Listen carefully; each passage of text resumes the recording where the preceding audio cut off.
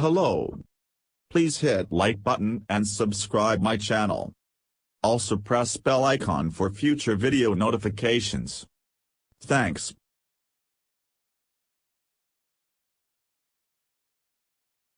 Within 4 years of the programs being defunded, malaria rates were right back where they started, according to a study appearing online in the April edition of the Lancet Regional Health Americas.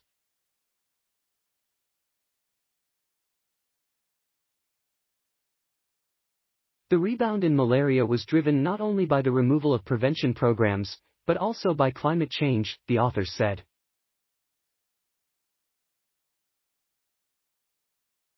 Average temperatures in Peru have risen a half-degree centigrade in the last 20 years, and higher minimum temperatures and more intense rainfalls with flooding were shown to drive the resurgence of the mosquito-borne disease. The Project for Malaria Control in Andean Border Areas, PAMAFRO, operated from 2006 to 2011 with support from the Global Fund, resulting in sustained and significant reductions in malaria incidence across the Loreto district of Peru. The program had 4 main interventions: distributing insecticidal bed nets and insecticide retreatment kits, improving diagnostics with new microscopes and rapid detection kits, distributing antimalarial drugs and training healthcare workers to use them, and promoting community responses to mosque. The incidence of Plasmodium vivax malaria declined from 43 cases per 1,000 people per year to 10 cases. Plasmodium falciparum cases declined from 14 per 1,000 per year to just 2.5 cases. Unfortunately, malaria control has been deprioritized in Latin America, with many international organizations and government agencies reducing funding commitments. The result has been predictable: rapid increases in malaria incidence have followed funding withdrawals throughout the region, said senior study author William Pan, the Elizabeth Brooks Reed and Whitelaw Reed Associate Professor of Global Environmental Health at Duke.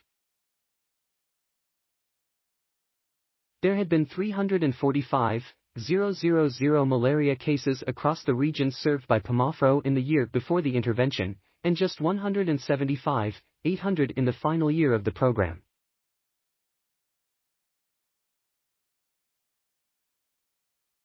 By 2015, cases had returned to pre-intervention levels of 361,000 cases. The study's statistics showed some variability in the program's effectiveness based on geography and which species of parasite was most prevalent. Malaria transmission proved tougher to root out in border areas at the edges of the intervention program and along river systems, where human migrations occur.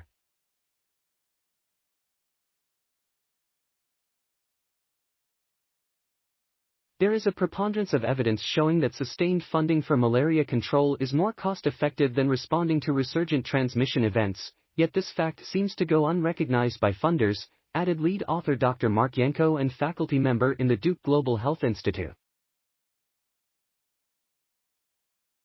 Globally, between 2000 and 2020, malaria reduction programs like this pushed the disease rate down from 81 cases per 1,000 people per year to 59 per 1,000 per year.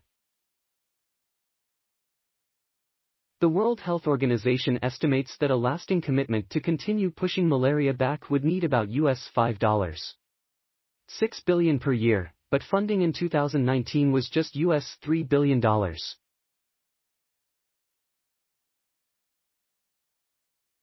We're showing that these programs clearly have worked and what human and environmental factors they need to address, Pan said.